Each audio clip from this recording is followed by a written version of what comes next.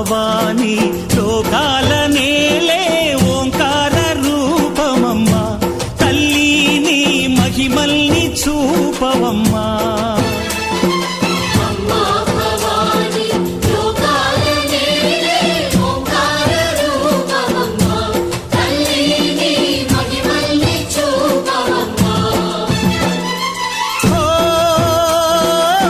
సృష్టికే దీపమా